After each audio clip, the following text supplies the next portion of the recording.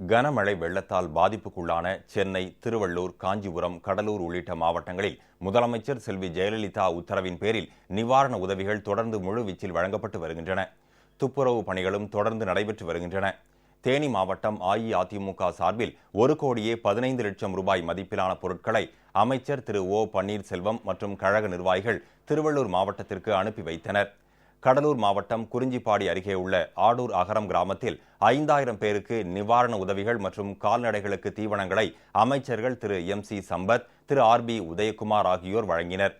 கன்னியாகுமரி மாவட்டம் தோவாளையில் கனமழையினால் வீடு இழந்து பாதிக்கப்பட்ட தமிழரசி குடும்பத்திற்கு முதலமைச்சர் செல்வி ஜெயலலிதா உத்தரவின்படி 10,000 ரூபாய்க்கான காசோலையை கழக நிர்வாகிகள் வழங்கி ஆறுதல் தெரிவித்தனர். கன்னியாகுமரி சட்டமன்ற தொகுதி சார்பில் கனமழையினால் பாதிக்கப்பட்ட சென்னை டாக்டர் ராதாகிருஷ்ணன் நகர் தொகுதிக்கு 3 லட்சம் ரூபாய் மதிப்பிலான நிவாரணப் பொருட்களை கழக நிர்வாகிகள் அனுப்பி வைத்தனர்.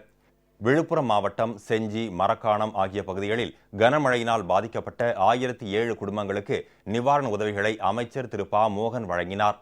விழுப்புரம் தெற்கு மாவட்டம் அஇஅதிமுக சார்பில் 20 லட்சம் ரூபாய் மதிப்பிலான நிவாரணப் பொருட்கள் கடலூருக்கு அனுப்பி வைக்கப்பட்டன. ராமநாதபுரம் மாவட்டம் வருவாய்த்துறை அலுவலர் சங்கம் சார்பில் 61 லட்சம் ரூபாய் மதிப்புள்ள நிவாரணப் பொருட்கள் கடலூருக்கு அனுப்பி வைக்கப்பட்டன.